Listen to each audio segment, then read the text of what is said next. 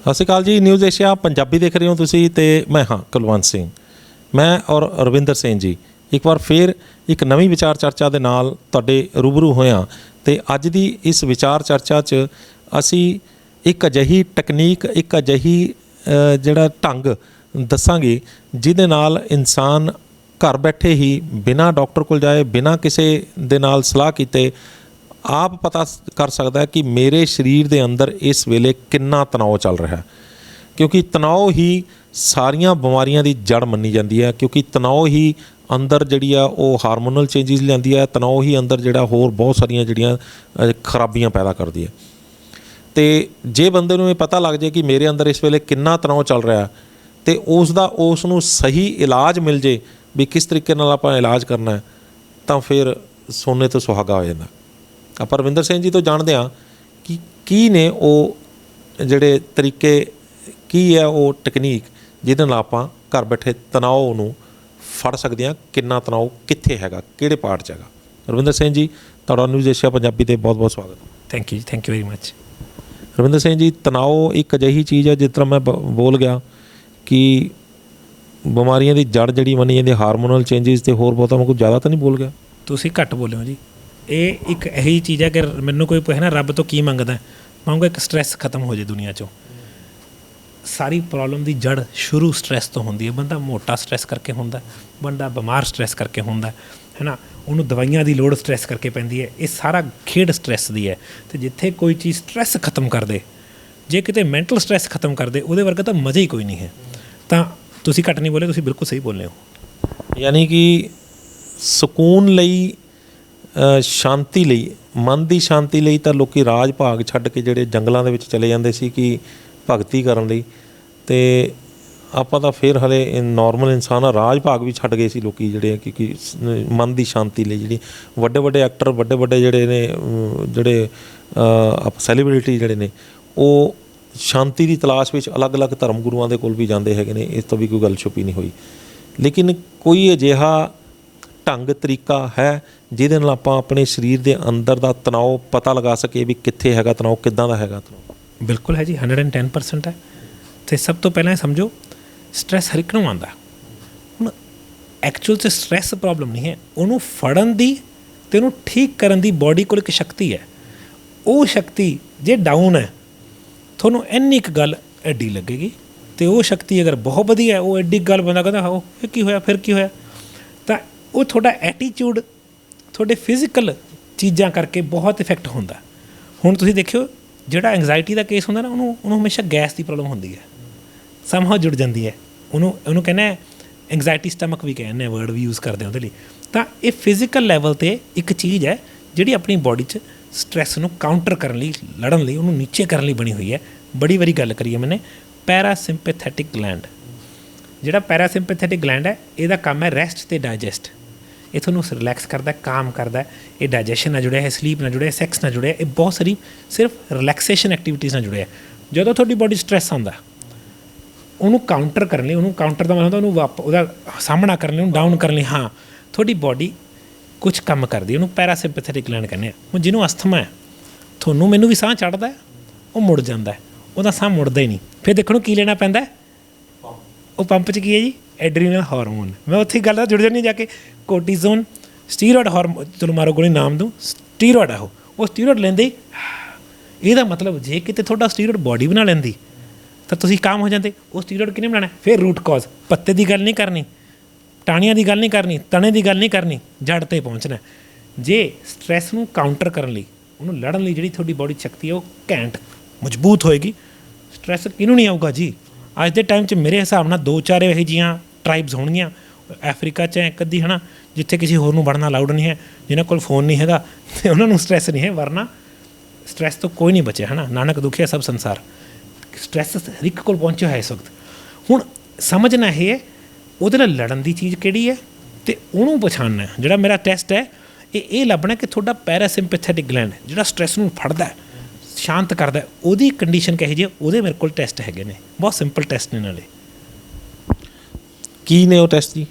ਪਹਿਲਾ ਟੈਸਟ ਹੈ ਜੀ ਬੜਾ ਸਿੰਪਲ, ਫਲੈਸ਼ ਲਾਈਟ ਔਨ ਕਰ ਲੈਣੀ ਹੈ, ਚਾਹੇ ਫੋਨ ਟਾਰਚ ਜਾਂ ਫੋਨ ਦੀ ਲਾਈਟ, ਬਿਲਕੁਲ ਸ਼ੀਸ਼ੇ ਦੇ ਨੇੜੇ ਅੱਖ ਲੈ ਜਾਣੀ ਹੈ ਬਿਲਕੁਲ ਨੇੜੇ, ਕੱਚ ਵਾਲਾ ਸ਼ੀਸ਼ਾ ਮੂੰਹ ਦੇਖਣਾ। ਹਾਂ, ਇੱਕ ਪਾਸੋਂ ਲਾਈਟ ਮਾਰਨੀ ਅੱਖ 'ਚ, ਤੁਸੀਂ ਦੇਖੋਗੇ ਤੁਹਾਡੀ ਪੁਤਲੀ ਨਾ, ਜਿਹੜੀ ਪੁਤਲੀ ਸਮਝਦੇ ਹੋ ਆਈ ਦਾ ਲੈਂਸ ਹੈ, ਉਹ ਤੁਹਾਨੂੰ ਦਿਖੇਗਾ ਉਸ ਦੇ ਵਿੱਚ। ਹਾਂਜੀ ਹਾਂਜੀ, ਆਈ ਬॉल ਵਾਲੇ ਉਹ ਇੱਕ ਤਾਂ ਕਾਲਾ, ਇਹਦੇ ਅੰਦਰ ਇੱਕ ਲੈਂਸ ਹੁੰਦਾ, ਉਹ ਦਿਖਦਾ ਉਸ 'ਚ। ਉਹ ਨਾ ਜਦ ਆਪਣੇ ਲਾਈਟ ਆਉਂਦੀ, ਉਹ ਹੁਣ ਇਹ ਕੈਮਰਾ ਦੀ ਟੈਕਨੋਲੋਜੀ ਹੈ, ਜਦੋਂ ਲਾਈਟ ਵੱਜ ਜਾਂਦੀ ਹੈ ਤਾਂ ਕੈਮਰੇ ਦਾ ਉਹ ਜਿਹੜਾ ਲੈਂਸ ਆ ਛੋਟਾ ਹੋ ਜਾਂਦਾ, ਜਿੱਥੇ ਲਾਈਟ ਘੱਟ ਹੁੰਦੀ ਹੈ ਕੈਮਰੇ ਦਾ ਲੈਂਸ ਆਪਾਂ ਵੱਡਾ ਯੂਜ਼ ਕਰਦੇ ਹਾਂ ਕਿ ਲਾਈਟ ਜਾਏ। ਜਦੋਂ ਆਪਾਂ ਆਪਣੀ ਅੱਖ 'ਚ ਲਾਈਟ ਮਾਰਦੇ ਨਾ, ਆਪਣੇ ਅੱਖ ਦਾ ਲੈਂਸ ਕੰਟਰੈਕਟ ਕਰਦਾ, ਸੁੰਗੜਦਾ ਲਾਈਟ ਤੋਂ ਐਡਜਸਟ ਕਰਨ ਲਈ। ਇਹ ਦੇਖੋ ਕੀ ਹੋਇਆ, ਇਹ ਸਟ੍ਰੈਸ ਹੈ। ਸਟ੍ਰੈਸ ਨੂੰ ਕਾਊਂਟਰ ਕਰਨ ਲਈ ਬਾਡੀ ਨੇ ਇੱਕ ਚੀਜ਼ ਕਰਨਾ, ਉਹਨੂੰ ਸੰਗੋੜਨਾ। ਜੇ ਤੁਸੀਂ ਸਟ੍ਰੈਸ ਰੱਖਦੇ ਹੋ ਜ਼ਿਆਦਾ, ਤੁਸੀਂ ਧਿਆਨ ਨਾਲ ਦੇਖਿਓ, ਤੁਹਾਨੂੰ ਦਿਖੇਗਾ ਸੁੰਗੜ ਗਿਆ, ਫਿਰ ਉਹ ਨਾ ਬੜਾ ਹੋ ਗਿਆ, ਫਿਰ ਛੋਟਾ ਹੋ ਗਿਆ, ਬੜਾ ਹੋ ਗਿਆ, ਫਿਰ ਛੋਟਾ ਹੋ ਗਿਆ, ਦਿਖਦਾ ਹੈ। ਹਾਂਜੀ ਬਿਲਕੁਲ, ਤਾਂ ਹੀ ਬਹੁਤ ਨੇੜੇ ਰੱਖਣਾ ਪੈਂਦਾ ਸ਼ੀਸ਼ੇ ਦੇ। ਲਾਈਟ ਮਾਰਨੀ ਹੈ ਰੱਖ ਕੇ ਨਾਲ, ਤੁਹਾਨੂੰ ਐਡਜਸਟ ਕਰਨਾ ਪੈਣਾ ਅੱਖ ਨੂੰ। ਪਰ ਇਹ ਦੇਖ ਲੈਂਦਾ ਬੰਦਾ ਵੀ ਕਈ ਵਾਰ ਅੱਖ 'ਚ ਲਾਈਟ ਦੇ ਨਾਲ ਤਾਂ ਹੁੰਦਾ ਹੀ ਨਹੀਂ। ਇੱਕ ਵਾਰੀ ਲਾਈਟ ਐਡਜਸਟ ਕਰ ਲੇਗੀ ਜੀ, ਪਹਿਲਾਂ ਤੁਹਾਨੂੰ ਪਏਗੀ ਤਾਂ ਹੀ ਤਾਂ ਕੰਟਰੈਕਟ ਹੋਇਆ, ਦੇਖਣ ਲੱਗ ਜਾਂਦਾ, ਮਗਰ ਉਹ ਐਂ ਕਰੀ ਜਾਊਗਾ। ਇਹਦਾ ਮਤਲਬ ਹੈ ਸਟ੍ਰੈਸ ਓਵਰ ਪਾਵਰਿੰਗ ਹੈ। ਜੇ ਖੜ ਗਿਆ ਤਾਂ ਤੁਹਾਡਾ ਸਟ੍ਰੈਸ ਗੁੱਡ ਹੈ, ਸਟ੍ਰੈਸ ਨੂੰ ਲੜਨ ਦੀ ਸ਼ਕਤੀ ਗੁੱਡ ਹੈ। ਇਹ ਪਹਿਲਾ ਤਰੀਕਾ ਹੈ। ਦੂਜਾ ਤਰੀਕਾ, ਲੇਟ ਜਾਣਾ, ਇੱਕਦਮ ਖੜੇ ਹੋ ਜਾਣਾ, ਫਿਰ ਲੇਟ ਜਾਣਾ, ਫਿਰ ਇੱਕਦਮ ਖੜੇ ਹੋ ਜਾਣਾ, 4-5 ਵਾਰੀ ਕਰਕੇ। ਜੇ ਤੁਹਾਨੂੰ ਇੱਕ ਤਾਂ ਮੈਂ ਲੱਗਿਆ ਜਿਵੇਂ ਸਿਰ ਹਲਕਾ ਹੋ ਗਿਆ ਜਾਂ ਚੱਕਰ ਆਉਣ ਵਾਲਾ ਹੋ ਗਿਆ, ਕਈਆਂ ਨਾਲ ਤਾਂ ਬੈਠੇ ਭੁੰਜੇ ਬਹਿ ਕੇ ਖੜੇ ਨਹੀਂ ਹੋ ਸਕਦੇ ਲੋਕ ਜੀ, ਕਈ ਜਿਵੇਂ ਤੁਸੀਂ ਕਹਿੰਦੇ ਉੱਪਰ ਦੇਖਦੇ ਆ ਚੱਕਰ ਆ ਗਿਆ, ਹਾਂ ਉਹ ਅਲੱਗ ਹੈ, ਉਹ ਡਰ ਦਾ ਸਟ੍ਰੈਸ ਹੈ। ਇਹ ਹੈਗਾ ਤੁਹਾਨੂੰ ਇੱਕਦਮ ਕਿਆ ਹੋਇਆ, ਇਹ ਬਲੱਡ ਪ੍ਰੈਸ਼ਰ ਦੇ ਨਾਲ ਰਿਲੇਟਡ ਹੈ। ਤੁਸੀਂ ਜਦ ਪਏ ਹੋ, ਤੁਹਾਡਾ ਗ੍ਰੈਵਿਟੀ ਦੇ ਨਾਲ ਕੁਝ ਹੋਰ ਰਿਲੇਸ਼ਨ ਹੈ। ਜੇ ਇੱਕ ਲੱਖ ਖੜੇ ਹੁੰਦੇ ਹੋ, ਹਾਰਟ ਨੂੰ ਉਸ ਸਟ੍ਰੈਸ ਨੂੰ ਐਡਜਸਟ ਕਰਨਾ ਪੈਂਦਾ, ਫਿਰ ਐਡਰੀਨਲ ਹਾਰਮੋਨਸ ਆ ਜਾਂਦੇ ਆ। ਅਤੇ ਅਗਰ ਤੁਸੀਂ ਨਹੀਂ ਕਰ ਪਾਏ, ਤੁਹਾਨੂੰ ਚੱਕਰ ਆ ਜਾਊਗਾ, ਐਂ ਲੱਗੂਗਾ ਲੈ ਵੀ ਗਿਰ ਜਾਊਗਾ। ਆਹ ਸਾਈਨ ਹੈ। ਜੇ ਤੁਸੀਂ 5-7 ਵਾਰੀ ਕਰਨ ਤੋਂ ਬਾਅਦ ਵੀ ਕੁਝ ਨਹੀਂ ਹੋਇਆ, ਵੈਰੀ ਗੁੱਡ। ਤੀਜਾ ਤਰੀਕਾ, ਤੇਜ਼ ਪੌੜੀਆਂ ਚੜ੍ਹਨੀਆਂ, ਉਹ ਵੀ ਹਾਂ, ਉਹ ਵੀ ਐ ਨਹੀਂ 17 ਦੁੱਗਣੀਆਂ, 2 ਫਲਾਈਟ ਆਫ ਸਟੇਅਰਸ ਕਹਿੰਦੇ ਅਸੀਂ, ਮਤਲਬ ਇੱਕ ਫਲਾਈਟ 'ਚ 11 ਵੀ ਆਏ ਨਹੀਂ, 17 ਵੀ ਆਏ ਨਹੀਂ ਹੈ, 2 ਚੜ੍ਹਨੀਆਂ ਤੇਜ਼। ਜੇ ਤੁਸੀਂ ਬਹੁਤ ਬੁਰੀ ਤਰ੍ਹਾਂ ਹੱਫ ਗਏ ਅਤੇ ਸਾਹ ਵਾਪਸ ਨਾ ਮੁੜਿਆ, ਜਾਂ ਤੁਹਾਡੇ ਗੋਡੇ ਅਤੇ ਲੱਤਾਂ ਭਾਰੀਆਂ ਹੋ ਗਈਆਂ, ਕਈਆਂ ਦੀ ਲੱਤਾਂ ਭਾਰੀਆਂ ਲੱਗਣ ਲੱਗ ਨੇ, ਕਈਆਂ ਦੇ ਗੋਡੇ ਦੁਖਣ ਲੱਗ ਨੇ, ਸਟ੍ਰੈਸ ਹੈ, ਕਾਊਂਟਰ ਨਹੀਂ ਕਰ ਪਾਈ। ਅਤੇ ਹੁਣ ਦੇਖਣਾ ਕਿੰਨੀ ਦੇਰ ਲੱਗੀ ਇਸ ਨੂੰ ਨਾਰਮਲ ਹੋਣ 'ਚ। ਕਈਆਂ ਨੂੰ ਹੱਪ ਜਾਂਦੇ 4-5-7 ਮਿੰਟ ਲੱਗ ਜਾਂਦੇ ਆ, ਬਹੁਤ ਹੀ ਬੁਰਾ ਹਾਲ ਹੈ। ਅਸਲ 'ਚ ਤਾਂ 10 ਤੋਂ 12 ਸਕਿੰਟ 'ਚ ਨਾਰਮਲ ਹੋਣਾ ਚਾਹੀਦਾ ਬੰਦਾ। ਅਗਰ ਉਹ ਹੋ ਰਿਹਾ 10-12 ਸਕਿੰਟ 'ਚ ਨਾਰਮਲ ਹੈ, ਜਾਂ ਤੁਹਾਨੂੰ ਕੁਝ ਪਤਾ ਹੀ ਨਹੀਂ ਲੱਗਿਆ, ਗੁੱਡ ਕੰਡੀਸ਼ਨ ਹੈ। ਇਹ ਤਰੀਕੇ ਨੇ ਸਟ੍ਰੈਸ ਲੱਭਣ ਦਾ। ਹੁਣ ਚੌਥਾ ਤਰੀਕਾ, ਜਿਹਦੇ 'ਚ ਟੈਕਨੀਕ ਹੈ ਬੜੀ ਸੋਹਣੀ, ਬਹਿ ਜਾਣਾ ਆਰਾਮ ਨਾਲ, ਰਿਲੈਕਸ ਹੋ ਕੇ, ਸਾਹ ਕੱਢ ਦੇਣਾ, ਨੱਕ ਨਾਲ ਫੜ ਲੈਣਾ, ਸਾਹ ਨਹੀਂ ਲੈਣਾ, ਨਾਲ ਘੜੀ ਫੜ ਲੈਣੀ ਹੈ। ਜੇ ਤੁਹਾਨੂੰ 10 ਸਕਿੰਟ ਦੇ ਵਿੱਚ, 12 ਸਕਿੰਟ ਦੇ ਵਿੱਚ ਸਾਹ ਲੈਣ ਦਾ ਦਿਲ ਕਰਿਆ ਆ, ਇੰਜਨ ਹੋ ਗਿਆ, ਪੰਜਾਬੀ 'ਚ ਕਹਿੰਦੇ ਇੰਜਨ ਹੋ ਗਿਆ। ਜੇ ਤੁਸੀਂ 40 ਸਕਿੰਟ ਪਿਆਰ ਨਾਲ ਹੈਲਡ ਕਰਕੇ ਖੋਲ੍ਹਦੇ ਹੋ, 100% ਕੰਡੀਸ਼ਨ 'ਚ ਹੈ। 50 ਸਕਿੰਟ ਰੋਕ ਲੈਣਾ, ਲੈ ਕੇ ਨਹੀਂ ਜੀ, ਪੁੱਠਾ ਟਰਾਈ ਕਰਨਾ, ਹਾਂ ਛੱਡ ਕੇ ਫਿਰ ਫੜਨੀ ਹੈ। ਇਹਦਾ ਮਤਲਬ ਹੈ ਐਡਰੀਨਲ ਹਾਰਮੋਨਸ, ਸਟ੍ਰੈਸ ਨਾਲ ਲੜਨ ਦੀ ਸ਼ਕਤੀ ਬਹੁਤ ਸੋਹਣੀ ਹੈ। 90% ਜਨਤਾ 10 ਤੋਂ 15 ਸਕਿੰਟ ਦੇ ਵਿੱਚ ਉਹਨੂੰ ਸਾਹ ਲੈਣ ਦਾ ਦਿਲ ਕਰ ਜਾਂਦਾ, ਅਤੇ 20 ਸਕਿੰਟ ਤੱਕ ਅਗਲਾ ਕਹਿੰਦਾ ਨਾ ਜੀ ਨਾ, ਮੇਰੇ ਤੋਂ ਨਹੀਂ ਹੁੰਦਾ। ਅਤੇ ਇਹ ਇਸ ਤੋਂ 4 ਤਰੀਕਿਆਂ ਤੋਂ ਤੁਹਾਨੂੰ ਪਤਾ ਲੱਗਦਾ ਕਿ ਤੁਹਾਡੀ ਬੋਡੀ 'ਚ ਸਟ੍ਰੈਸ ਕਿੰਨਾ ਕੁ ਐਬਜ਼ੋਰਬ ਕਰਿਆ ਹੋਇਆ, ਤੁਹਾਡੇ ਐਡਰੀਨਲਸ ਦੀ ਕਿਆ ਕੰਡੀਸ਼ਨ ਹੈ, ਤੁਹਾਡਾ ਪੈਰਾਸਿੰਪੈਥੈਟਿਕ ਦਾ ਕੀ ਹਾਲ ਹੈ। ਅਤੇ ਅੱਜ ਦੇ ਟਾਈਮ 'ਚ ਪਹਿਲਾਂ ਇਹ ਮੰਨਦੇ ਸੀ ਕਿ 45-50 ਸਾਲ ਦੇ ਲੋਕਾਂ ਨੂੰ ਇਹ ਚੀਜ਼ ਤੰਗ ਕਰਦੀ ਸੀ। ਅੱਜ ਦੇ ਸਾਲ 'ਚ 25-26 ਸਾਲ ਦੇ ਬੱਚਿਆਂ ਨੂੰ, ਈਵਨ ਯੰਗਰ ਨੂੰ, ਇਹ ਚਾਰੋਂ ਟੈਸਟ ਫੇਲ ਕਰ ਜਾਂਦੇ ਆ। ਕਈ ਇੱਕ 'ਚ ਫੇਲ ਕਰ ਦਿੰਦਾ, ਕੋਈ ਚਾਰੋਂ 'ਚ ਫੇਲ ਕਰ ਦਿੰਦਾ। ਤਾਂ ਇਹ ਬਹੁਤ ਬੁਰਾ ਸਾਈਨ ਹੈ ਕਿ ਤੁਹਾਡੀ ਬੋਡੀ 'ਚ ਬਹੁਤ ਸਟ੍ਰੈਸ ਹੈ। ਅਤੇ ਜੇ ਹੁਣ ਆਪਾਂ ਨੇ ਇਹ ਦੇਖ ਲਿਆ ਵੀ ਬੰਦੇ ਨੂੰ ਇਹਦੇ 'ਚ ਵੀ ਪਤਾ ਲੱਗਿਆ ਵੀ ਕਿਹੜੇ ਨੂੰ ਕਿੰਨਾ ਕੁ ਤਣਾਅ ਹੈਗਾ, ਅਤੇ ਉਹਦਾ ਵੀ ਕੋਈ ਕ੍ਰਾਈਟੀਰੀਆ ਹੋਏਗਾ ਨਹੀਂ ਕਿ ਕਿੰਨਾ ਕੁ ਬੁਰਾ ਹਾਲ, ਚਾਰੋਂ ਫਲੰਗ ਕਰ ਗਿਆ, ਫਲੰਗ ਦਾ ਮਤਲਬ ਤਾਂ ਚਾਰੋਂ 'ਚ ਕੁਆਲੀਫਾਈ ਨਹੀਂ ਕਰਿਆ, ਚਾਰੋਂ 'ਚ ਉਹਦੀ ਪ੍ਰੋਬਲਮ ਹੈ, ਤਾਂ ਕਾਫੀ ਸਟ੍ਰੈਸ ਹੈ ਨਾ। ਇਹ ਵਾਲੇ 'ਚ ਤਾਂ ਬਹੁਤ ਜਲਦੀ ਪਤਾ ਲੱਗਦਾ ਕਿ 7-8 ਸਕਿੰਟ 'ਤੇ ਹੀ ਹੈ ਨਾ ਦਿਲ ਕਰਿਆ, ਬਹੁਤ ਸਟ੍ਰੈਸ ਹੈ। ਤਾਂ ਉਸ ਤੋਂ ਇਹ ਕੋਈ ਮੀਟਰ ਨਹੀਂ ਹੈ ਕਿ ਤੁਹਾਨੂੰ ਦੱਸ ਦੇਗਾ, but it will give U N idea ਕਿ ਤੁਹਾਡੀ ਬੋਡੀ 'ਚ ਸਟ੍ਰੈਸ ਕਰਕੇ ਤੁਹਾਨੂੰ ਸਟ੍ਰੈਸ ਹੈਗਾ, ਚੰਗਾ ਸਟ੍ਰੈਸ ਹੈ। ਜੇ ਸਟ੍ਰੈਸ ਹੈਗਾ, ਬੰਦੇ ਨੂੰ ਬਹੁਤ ਜ਼ਿਆਦਾ ਤਣਾਅ ਹੈ, ਤਾਂ ਫਿਰ ਕੀ, ਇੱਕ ਤਾਂ ਤੁਸੀਂ ਉਹ H ਸ਼ੇਪ ਵਾਲਾ ਉਹ ਦੱਸਿਆ ਸੀਗਾ, ਉਹ ਥੋੜ੍ਹਾ ਰਿਪੀਟ ਕਰ ਦਿਓ। ਹਾਂਜੀ, ਤਾਂ ਜਿਹੜੇ ਸਟ੍ਰੈਸ ਦੇ ਪੁਆਇੰਟਸ ਨੇ, ਉਰੇ ਫੈਸ਼ੀਆ ਟਿਸ਼ੂ ਆਪਣੇ H ਸ਼ੇਪ 'ਚ, ਪਹਿਲਾਂ ਸੱਜੇ ਪਾਸੇ, ਫਿਰ ਖੱਬੇ ਪਾਸੇ, ਸੈਂਟਰ ਤੋਂ ਸੱਜੇ ਪਾਸੇ, ਹਾਂ ਧੁਨੀ ਤੋਂ ਸੱਜੇ ਪਾਸੇ, ਫਿਰ ਉੱਪਰ, ਫਿਰ ਵਾਪਸ 2 ਨੀਚੇ, ਫਿਰ ਖੱਬੇ ਪਾਸੇ 2 ਉੱਪਰ, ਫਿਰ ਵਾਪਸ 2 ਨੀਚੇ। ਇਹ ਪੁਆਇੰਟ ਨੇ। ਇੱਕ ਪੁਆਇੰਟ ਹੈ ਬੈਕ ਤੇ ਹੈ, ਉਹਦੇ ਉੱਪਰ ਆਪਾਂ ਅਲੱਗ ਵੀਡੀਓ ਬਣਾਵਾਂਗੇ ਕਿਸ ਦਿਨ। ਬੈਕ ਤੇ ਗਰਦਨ ਤੇ ਪੁਆਇੰਟਸ ਨੇ, ਉਹ ਸਮਝਾਣੇ ਬਹੁਤ ਔਖੇ, ਉਹਦੇ ਲਈ ਵੀਡੀਓ ਕੈਮਰਾ ਹੋਰ ਤਰੀਕੇ ਨਾਲ ਚਾਹੀਦਾ ਹੋਊਗਾ। ਤਾਂ ਪਹਿਲੀ ਚੀਜ਼ ਤਾਂ ਆਹ ਹੈ। ਦੂਜੀ ਚੀਜ਼ ਇਹ ਦੱਬਣਾ ਹੀ, ਨੱਪ ਕੇ ਰੱਖਣਾ, ਜਿਵੇਂ ਵੇਲਣਾ ਵਰਗੀ ਕੋਈ ਚੀਜ਼ ਮੋਟੀ ਚੀਜ਼ ਹੋਏ, ਅੰਗੂਠਾ ਜਾਂ ਇਸ ਤੋਂ ਮੋਟੀ, ਕਿਉਂਕਿ ਜੇ ਤਿੱਖੀ ਹੋਊਗੀ ਤਾਂ ਚੁਭੂਗੀ। ਉਹ ਦੱਬ ਕੇ 30 ਸਕਿੰਟ ਫੜ ਕੇ ਰੱਖਣਾ। ਜੇ ਦਰਦ ਹੈਗਾ 30 ਸਕਿੰਟ, ਜੇ ਦਰਦ ਨਹੀਂ ਹੈਗਾ ਉਸ ਪੁਆਇੰਟ ਤੇ ਤਾਂ ਮੂਵ ਕਰ ਜਾਣਾ। 10 ਸਕਿੰਟ ਫੜੋ, ਤੁਸੀਂ ਦੇਖੋਗੇ 10 ਸਕਿੰਟ 'ਚ ਧੜਕਣਾ ਹੈ, ਜੇ ਟਕ ਟਕ ਕਰਨਾ ਆਉਂਦਾ, ਦਰਦ ਹੋਣ ਲੱਗ ਜਾਂਦਾ, ਉਹਨੂੰ ਫੜ ਕੇ ਰੱਖਣਾ। ਫਿਰ ਕੁਝ ਨਹੀਂ ਹਿਲਾਉਣਾ ਹੋਣਾ, ਕੁਝ ਨਹੀਂ, ਬਸ ਉਹਨੂੰ ਦੱਬਣਾ। ਹਾਂ, ਕਈ ਲੋਕਾਂ ਦੇ ਪੁਆਇੰਟ ਨਹੀਂ ਮਿਲਦਾ, ਥੋੜ੍ਹਾ ਹਿਲਾ ਕੇ ਆਹ ਮਿਲ ਗਿਆ ਪੁਆਇੰਟ, ਫਿਰ ਉਹ ਦੱਬ ਲੈਣਾ। ਤਾਂ ਪਹਿਲਾਂ ਇੱਧਰ ਹੈ ਐਚ ਸ਼ੇਪ, ਉੱਪਰ ਨੀਚੇ, ਐਚ ਸ਼ੇਪ, ਉੱਪਰ ਨੀਚੇ। ਤਾਂ ਆਹ ਤਾਂ ਹੈਗੇ ਸਟ੍ਰੈਸ ਕੱਢਣ ਦਾ ਫਿਜ਼ੀਕਲ ਤਰੀਕਾ। ਦੂਜਾ ਤਰੀਕਾ ਜਿਹੜਾ ਬਹੁਤ ਸੋਹਣਾ, ਜਿਹੜਾ ਹਰ ਇੱਕ ਨੂੰ ਕਰਨਾ ਚਾਹੀਦਾ, ਰਿਲੈਕਸ ਹੋ ਕੇ ਬਹਿ ਜਾਣਾ, ਬਹੁਤ ਨਾ ਥੋੜ੍ਹੀ ਦੇਰ ਨੋਰਮਲ ਸਾਹ ਲੈਣਾ, ਹਾਪਿਆ ਹੋਇਆ ਨਹੀਂ, ਪਹਿਲਾਂ ਨੋਰਮਲ ਸਾਹ ਲੈਣਾ, ਸਾਹ ਕੱਢ ਦੇਣਾ ਸਾਰਾ, ਫੜ ਲੈਣਾ। ਐਕਸਰਸਾਈਜ਼ ਕਰਨੀ ਹੈ ਪੈਰਾਸਿੰਪੈਥੈਟਿਕ ਗਲੈਂਡ ਨੂੰ ਨਾ, ਇੱਕ ਤਾਂ ਪਿਆਰ ਨਾਲ ਥੱਪੜ ਮਾਰ ਰਹੇ ਕਿ ਚੱਲ ਵੀ ਚੱਲ, ਦਿਨ 'ਚ 3 ਵਾਰੀ ਕਰਨਾ। ਸਾਹ ਛੱਡ ਦੇਣਾ ਪਿਆਰ ਨਾਲ, ਰਿਲੈਕਸ ਹੋ ਕੇ, ਬਿਨਾਂ ਟੈਨਸ਼ਨ ਤੋਂ। ਪਹਿਲਾਂ ਤਾਂ ਫੋਨ ਸਾਇਲੈਂਟ ਹੋਏ ਤਾਂ ਵਧੀਆ ਹੋਏਗਾ। ਸਾਰਾ ਸਾਹ ਕੱਢ ਕੇ ਫੜ ਲੈਣਾ। ਇਹ ਦਿਨ 'ਚ 3-4 ਵਾਰੀ ਜਾਣ ਕੇ ਕਰਨਾ।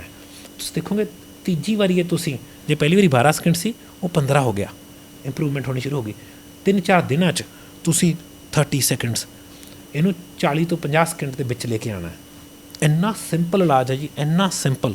ਸਿਰਫ ਸਾਹ ਛੱਡ ਕੇ ਪਹਿਲਾਂ ਰਿਲੈਕਸ ਹੋ ਕੇ ਬਹਿਣਾ, ਬਿਲਕੁਲ ਰਿਲੈਕਸ ਹੋ ਜਾਣਾ, ਸਾਹ ਛੱਡਣਾ, ਨੱਕ ਫੜ ਦੇਣਾ, ਟਾਈਮਰ ਗਿਣ ਲੈਣਾ, ਗੱਲ ਖਤਮ। ਸਾਹ ਛੱਡ ਕੇ ਨੱਕ ਫੜ ਕੇ ਕੀ ਟੈਕਨੀਕ ਕੀ ਇਹਦੇ ਪਿੱਛੇ ਦੀ ਟੈਕਨੀਕ ਕੀ ਹੈ? ਬੇਸਿਕਲੀ ਆਪਾਂ ਜਦ ਸਾਹ ਛੱਡ ਦਿੰਦੇ ਹਾਂ, ਆਪਣੀ ਬਾਡੀ ਨੂੰ ਇੱਕ, ਦੇਖੋ ਸਾਹ ਨਾ ਲੈਣਾ ਵੀ ਇੱਕ ਸਟ੍ਰੈਸਫੁਲ ਕੰਡੀਸ਼ਨ ਹੈ, ਤਾਂ ਆਪਣਾ ਪੈਰਾਸਿੰਪੈਥੈਟਿਕ ਗਲੈਂਡ ਨਾਲ ਦੀ ਨਾਲ ਉਹਨੂੰ ਕਾਊਂਟਰ ਕਰਨ ਲਈ ਕੁਝ ਕਰਦਾ ਹੈ, ਕਿਉਂਕਿ ਸਟ੍ਰੈਸ ਹੈ ਬਾਡੀ 'ਚ, ਆਕਸੀਜਨ ਨਹੀਂ ਹੈ। ਤੁਹਾਨੂੰ ਪਤਾ ਜੇ ਆਪਾਂ ਬਾਡੀ ਨੂੰ ਤੰਗ ਕਰਦੇ ਹਾਂ, ਫਾਸਟਿੰਗ ਕੰਮ ਕਿਉਂ ਕਰਦੀ ਹੈ? ਜਦੋਂ ਆਪਾਂ ਬਾਡੀ ਨੂੰ ਟਫ ਕੰਡੀਸ਼ਨਸ ਦਿੰਦੇ ਨਾ, ਇਹ ਟਫਰ ਬਣ ਜਾਂਦੀ ਹੈ। ਸਭ ਤੋਂ ਬੜੀ ਪ੍ਰੋਬਲਮ ਕੀ ਹੋ ਗਈ ਆਪਣੇ ਨਾਲ, ਆਪਾਂ ਨੂੰ ਖਾਣੇ ਲਈ ਕੰਮ ਨਹੀਂ ਕਰਨਾ ਪੈਂਦਾ। ਪਹਿਲਾਂ ਚੀਤੇ ਵਾਂਗੂ ਭੱਜਣਾ ਪੈਂਦਾ ਸੀ ਜੀ 12 ਬੰਦਿਆਂ ਨੂੰ ਇੱਕ ਹਿਰਨ ਮਾਰਨ ਲਈ, ਕਿਉਂਕਿ ਇਨਸਾਨ 2 ਪੈਰੀ ਵਾਲਾ ਸੀ, ਉਹ ਮਾਰ ਨਹੀਂ ਸਕਦਾ ਸੀ ਹਿਰਨ ਨੂੰ। ਤਾਂ ਗਰੁੱਪ 'ਚ, ਤਾਂ ਹੀ ਆਪਾਂ ਹਮੇਸ਼ਾ ਗਰੁੱਪ 'ਚ ਰਹੇ ਹਾਂ। ਫਰਿੱਜ ਨਹੀਂ ਹੁੰਦਾ ਸੀ, ਖਾਣਾ ਪੈਂਦਾ ਸੀ, ਜਿੰਨਾ ਮਿਲ ਗਿਆ ਖਾ ਲਓ, ਉਹ ਫਾਸਟਿੰਗ ਹੀ ਸੀ ਉਹ। ਹੁਣ ਕੀ ਹੈ ਮਹਾਰਾਜ, ਨਾ ਦੰਦ ਰਹੇ ਚੰਗੇ, ਕਿਉਂ ਖਾਣਾ ਕੀ ਹੈ? ਮੂਸ਼ੀ ਖਾਣਾ, ਮੂਸ਼ੀ ਸਮਝਦਾ ਕਿ ਸੌਗੀ ਖਾਣਾ। ਨਾ ਦੰਦ ਚੰਗੇ ਰਹੇ, ਨਾ ਪੇਟ ਚੰਗਾ ਰਿਹਾ, ਉਹਨੂੰ ਉਹਨੇ ਦੇ ਐਸਿਡ ਦੀ ਲੋੜ ਨਹੀਂ ਰਹੀ, ਫਿਰ ਕਹਿੰਦੇ ਜੀ ਐਂਟੀ ਐਸਿਡ ਖਾਣੀ ਪੈਂਦੀ ਹੈ। ਮੈਂ ਕਿਹਾ ਤਾਂ ਪੰਗਾ ਹੈ, ਪੁੱਠੇ ਪਾਸੇ ਹੈ। ਤਾਂ ਜਦੋਂ ਆਪਾਂ ਸਾਹ ਛੱਡ ਦਿੰਦੇ ਹਾਂ, ਪੈਰਾਸਿੰਪੈਥੈਟਿਕ ਗਲੈਂਡ ਨੂੰ ਕੰਮ ਕਰਨਾ ਸ਼ੁਰੂ ਕਰਨਾ ਪੈਂਦਾ, ਉਹਨੂੰ ਰੈਗੂਲੇਟ ਕਰਨਾ ਪੈਂਦਾ ਆਕਸੀਜਨ ਨੂੰ, ਕਿ ਜਿੰਨੀ ਹੈਗੀ ਹੁਣ ਇਹਨੂੰ ਕਿਵੇਂ ਯੂਜ਼ ਕਰਨਾ। ਹਾਂ, ਹੁਣ ਅਗਰ ਚੰਗਾ ਹੋਊਗਾ ਤਾਂ 2 ਮਿੰਟ 3 ਮਿੰਟ ਤੱਕ ਬੰਦੇ ਦਾ ਵਰਲਡ ਰਿਕਾਰਡ ਤਾਂ ਬਹੁਤ ਖਤਰਨਾਕ ਹੈ ਜੀ, ਜਿਹਦਾ ਰਿਕਾਰਡ ਹੈ ਨਾ, ਤਾਂ ਉਹਨੂੰ ਕੰਮ ਕਰਨਾ ਪਏਗਾ। ਅਤੇ ਇਹ ਟੈਕਨੀਕ ਨਾਲ ਤੁਸੀਂ ਉਹਨੂੰ ਸਟਰੋਂਗ ਕਰ ਲਓਗੇ। ਬਿਮਾਰੀਆਂ, ਜੇ ਤੁਸੀਂ ਕਈ ਵੀ ਬਿਮਾਰੀਆਂ ਨਾਲ ਗੱਲ ਕਰਦੇ ਹੋ, ਜਿੰਨੀਆਂ ਬਿਮਾਰੀਆਂ ਸਟ੍ਰੈਸ ਨਾਲ ਜੁੜੀਆਂ ਹੋਈਆਂ ਆਪਣੇ ਸੈੱਟ ਹੋਏ ਨਹੀਂ ਹੈ ਨਾ, ਨਾਮ ਲੈਣ ਜਿਹਨੂੰ ਮਰਜ਼ੀ, ਕਿਉਂਕਿ ਪੈਰਾਸਿੰਪੈਥੈਟਿਕ ਗਲੈਂਡ ਤੁਹਾਨੂੰ ਰੈਸਟ ਤੇ ਡਾਈਜੈਸਟ ਕਰਾਉਂਦਾ। ਇਹ ਉਹ ਗਲੈਂਡ ਹੈ ਨਾ, ਮਸਲ, ਇਹ ਉਹ ਗਲੈਂਡ ਹੈ ਕਿ ਸੈਕਸ, ਜਿਹਦੇ ਨਾਲ ਸਲੀਪ, ਸਭ ਕੁਝ ਜੁੜਿਆ ਹੋਇਆ। ਅਗਰ ਜਿਹੜੇ ਬੰਦੇ ਵਰਕਆਊਟ ਕਰਦੇ ਨੇ, ਇਹਨੂੰ ਕਹਿੰਦੇ ਰਿਕਵਰੀ। ਇਹ ਰਿਕਵਰੀ ਦਾ ਜਿਵੇਂ ਸਭ ਤੋਂ ਪਿਆਰਾ ਸੋਰਸ ਹੈ, ਸਭ ਤੋਂ ਵਧੀਆ ਸੋਰਸ ਹੈ ਪੈਰਾਸਿੰਪੈਥੈਟਿਕ ਗਲੈਂਡ। ਲੋਕਾਂ ਨੂੰ ਚੱਕਰ ਨਹੀਂ ਆਉਂਦਾ, 2 ਵਾਰੀ ਘੁਮਾ ਦਿਓ, ਘਮੇਰ ਚੜ੍ਹ ਗਈ। ਸਮਝੋ ਕੀ ਹੈ, ਸਟ੍ਰੈਸ ਹੈ ਬਾਡੀ ਲਈ। ਘਮੇਰ ਕੀ ਹੈ? ਸਟ੍ਰੈਸ ਹੈ। ਉਹ ਸਟ੍ਰੈਸ ਨੂੰ ਕਾਊਂਟਰ ਕਰਨ ਲਈ ਇੱਕ ਚੀਜ਼ ਚਾਹੀਦੀ ਹੈ, ਬਹੁਤ ਸਿੰਪਲ ਇਲਾਜ ਆ। ਅਤੇ ਇੱਕ ਹੋਰ ਇਲਾਜ ਦੱਸ ਦੇਣਾ, ਕੰਪਲੀਮੈਂਟਰੀ ਚੀਜ਼ ਕਹਿੰਦੇ, ਬੋਨਸ ਚੀਜ਼ ਜਿਹੜੀ ਮੈਂ ਅੱਗੇ ਦੱਸੀ ਹੈ, ਇੱਕ ਟੈਕਨੀਕ ਹੈ ਬਰੀਥ ਕਰਨ ਦੀ। ਉਹ ਤੁਸੀਂ ਕਿਸੇ ਵੀ ਟਾਈਮ ਕਰ ਸਕਦੇ ਹੋ, ਉਹਨੂੰ ਆਦਤ ਪਾ ਲਓ। 3 ਤੋਂ 4 ਸਕਿੰਟ 'ਚ ਸਾਹ ਲੈਣਾ,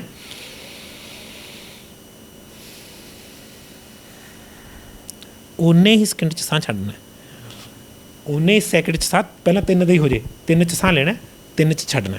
ਇਹਦੇ ਨਾਲ ਕੀ ਫਾਇਦਾ ਹੁੰਦਾ, ਆਪਣੀ ਲੰਗਸ ਦੀ ਜਿਹੜੀ ਕਪੈਸਿਟੀ ਆਪਾਂ ਯੂਜ਼ ਵੀ ਨਹੀਂ ਕਰਦੇ, ਉਹ ਯੂਜ਼ ਹੁੰਦੀ ਹੈ, ਅਤੇ ਆਟੋਮੈਟਿਕਲੀ ਆਕਸੀਜਨ ਵੱਧ ਗਈ। ਅਤੇ ਜਿਹੜੀ ਚੀਜ਼ ਆਕਸੀਜਨ ਵਧਾ ਦੇਗੀ, ਉਹ ਰਿਪੇਅਰ ਵਧਾ ਦੇਗੀ। ਜਿਵੇਂ ਸਾਡੀ ਲੇਜ਼ਰ ਕੀ ਕੰਮ ਕਰਦੀ ਹੈ, ਆਕਸੀਜਨ ਵਧਾਉਂਦੀ ਹੈ। ਅਤੇ ਜਿਹੜੀ ਵੀ ਚੀਜ਼ ਬਲੱਡ ਆਕਸੀਜਨ ਚੱਕ ਦੇਗੀ, ਆ ਪਿੱਛੇ ਲੋਕ ਆਕਸੀਮੀਟਰ ਲਾ ਇਹੀ ਤਾਂ ਚੈੱਕ ਕਰਦੇ ਸੀ ਕਿ ਆਕਸੀਜਨ ਗਿਰ ਗਈ, ਐਂ ਮੱਲੋ ਮੱਲੀ ਡਰੀ ਜਾਂਦੇ ਸੀ। ਇਹ ਆਕਸੀਜਨ ਵਧਾ ਜਾਂਦੀ ਹੈ। ਅਤੇ ਹਾਂ, ਮੇਰਾ ਹੈਂਡਸ ਡਾਊਨ ਸਭ ਤੋਂ ਉੱਪਰ ਦਾ ਸੋਲਿਊਸ਼ਨ, ਤੜਕੇ ਖੁੱਲ੍ਹੇ 'ਚ ਸੈਰ। ਜਦੋਂ ਸਟ੍ਰੈਸ ਹੋਇਆ, ਸੈਰ। ਜਦੋਂ ਪ੍ਰੋਬਲਮ ਲੱਗੀ, ਐਂ ਲੱਗਿਆ ਕਿ ਲੈ ਵੀ ਦਿਮਾਗ ਫਟ ਰਿਹਾ, ਸੈਰ। ਜਾਂ ਜਿਹੜੀ ਟੈਕਨੀਕ ਹੈ, ਸਲੋ ਸਾਹ ਲੈਣਾ, ਸਲੋ ਸਾਹ ਛੱਡਣਾ। ਤੁਸੀਂ ਦੇਖਿਓ, ਜਦੋਂ ਆਪਾਂ ਹਾਫੇ ਹੁੰਦੇ ਹਾਂ ਜਾਂ ਆਪਾਂ ਟੈਨਸ਼ਨ 'ਚ ਹੁੰਦੇ ਹਾਂ, ਆਪਣੀ ਸਾਹ BP ਤੇਜ਼ ਹੋ ਜਾਂਦਾ। ਤੁਸੀਂ ਆਟੋਮੈਟਿਕਲੀ ਸਿੰਪੈਥੈਟਿਕ ਸਿਸਟਮ, ਜਿਹੜਾ ਕਿ ਕੋਰਟੀਸੋਲ ਬਣਾਉਂਦਾ, ਉਹਨੂੰ ਔਨ ਕਰਦੇ ਹੋ।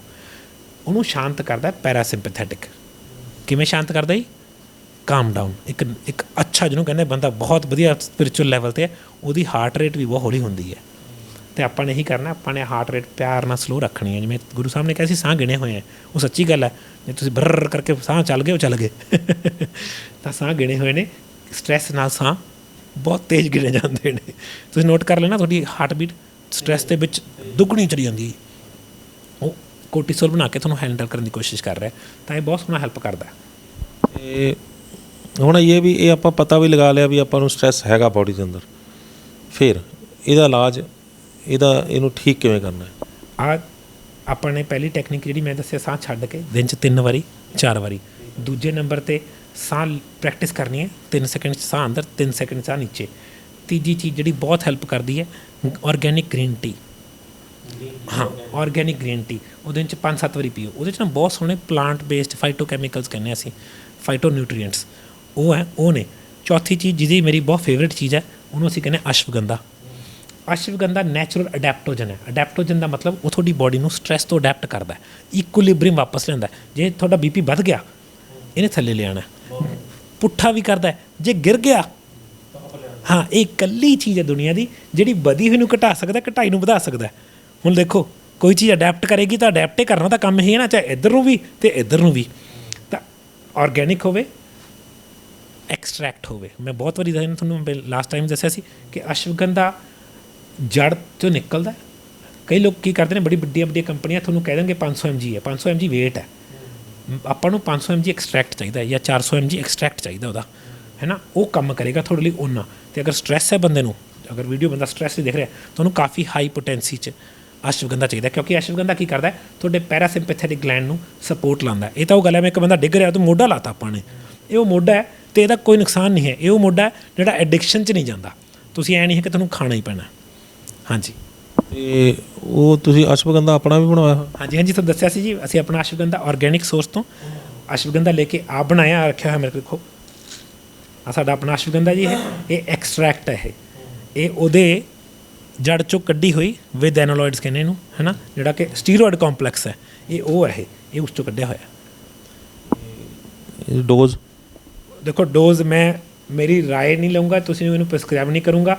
ਮੈਂ ਜੇ ਸਟ੍ਰੈਸ 'ਚ ਹੋਊਂਗਾ ਤਾਂ ਮੈਂ ਇਹ 6 ਗੋਲੀਆਂ ਘੱਟੋ ਘੱਟ ਖਾ ਲੂੰਗਾ ਦਿਨ 'ਚ, 6 ਤੋਂ 8। ਮਗਰ ਐ ਨਹੀਂ ਕਰੂੰਗਾ ਮੈਂ 3 ਗੋਲੀਆਂ ਲਊਂਗਾ ਸਵੇਰੇ, ਦੁਪਹਿਰੇ, ਸ਼ਾਮ, ਜਾਂ 4 ਗੋਲੀਆਂ ਤੋਂ ਸ਼ੁਰੂ ਕਰੂੰਗਾ। ਜੇ ਫਰਕ ਪੈ ਗਿਆ ਗੁੱਡ ਹੈ, ਜੇ ਲੱਗਿਆ ਮੈਨੂੰ ਹਜੇ ਵੀ ਗੱਲ ਬਣੀ ਨਹੀਂ, ਤੁਹਾਨੂੰ ਚਿਲਡ ਮਹਿਸੂਸ ਹੋਣਾ ਚਾਹੀਦਾ। ਇਹ ਸੱਚੋਂ ਇਹ ਚਿਲ ਪਿੱਲ ਹੈ ਇੱਕ ਤਰ੍ਹਾਂ ਦੀ, ਜਿਹਨੂੰ ਹੈ ਨਾ ਹਾਸੇ 'ਚ ਆਪਾਂ ਕਹਿੰਦੇ, ਇਹ ਤੁਹਾਨੂੰ ਕਾਮ ਕਰਦਾ। ਅਤੇ ਜਿਹੜੀ ਚੀਜ਼ ਤੁਹਾਨੂੰ ਕਾਮ ਕਰ ਦੇਗੀ, ਉਹ ਤੁਹਾਨੂੰ ਹਜ਼ਾਰਾਂ ਬਿਮਾਰੀਆਂ ਤੋਂ ਬਚਾ ਸਕਦੀ ਹੈ। ਅਸ਼ਵਗੰਧਾ ਦੁਨੀਆ ਦਾ ਸਭ ਤੋਂ ਜ਼ਿਆਦਾ ਵਿਕਣ ਵਾਲੀ ਹਰਬ ਹੈ ਜੀ। ਇਹ ਮੈਂ ਅਮਰੀਕਾ, ਕੈਨੇਡਾ, ਜਿਹੜੀ ਮਰਜ਼ੀ ਕੰਟਰੀ 'ਚ ਮੰਗ ਲਓ, ਅਸ਼ਵਗੰਧਾ ਨਾਮ 'ਤੇ ਮਿਲੇਗੀ। ਦੂਜਾ ਨਾਮ ਹੈ ਤਾਂ ਦੂਜਾ ਲਿਖ ਦਿੰਦੇ, ਅਤੇ ਬਹੁਤ ਜ਼ਿਆਦਾ ਡਿਮਾਂਡ ਵਾਲੀ ਹਰਬ ਹੈ। ਅਤੇ ਜਿਹੜੀ ਚੀਜ਼ ਜ਼ਿਆਦਾ ਡਿਮਾਂਡ 'ਚ ਆਉਂਦੀ, ਉੱਥੇ ਪ੍ਰੋਬਲਮ ਆ ਜਾਂਦੀ ਹੈ, ਉੱਥੇ ਨਾ ਮਿਕਸਿੰਗ ਸ਼ੁਰੂ ਹੋ ਜਾਂਦੀ ਹੈ। ਤਾਂ ਉਹ ਆਰਗੈਨਿਕ ਅਤੇ ਪਿਓਰ ਚੀਜ਼ ਹੋਏਗੀ ਤਾਂ ਬਹੁਤ ਵਧੀਆ। ਤਾਂ ਸਾਨੇ ਆਪਣੇ ਇੰਡੀਅਨ ਫਾਰਮਰ ਤੋਂ ਲੈ ਕੇ ਆਪ ਬਣਾਈ ਹੋਈ ਚੀਜ਼ ਹੈ ਸਾਨੇ, ਤਾਂ ਸਾਨੂੰ ਇਸ ਚੀਜ਼ ਦੀ ਇਹੋ ਹੈ ਗਰੰਟੀ ਹੈ ਕਿ ਚੀਜ਼ ਗੜਬੜ ਨਹੀਂ ਹੈ, ਇਹ ਆਰਗੈਨਿਕ ਹੈ। ਬੱਚੇ, ਬਜ਼ੁਰਗ, ਜਵਾਨ ਜਿਨ੍ਹਾਂ ਦਾ ਤੁਸੀਂ ਸਟ੍ਰੈਸ ਫੜ ਲਿਆ, ਉਹਨਾਂ ਦਾ ਵੀ ਡੋਜ਼ ਵਗੈਰਾ?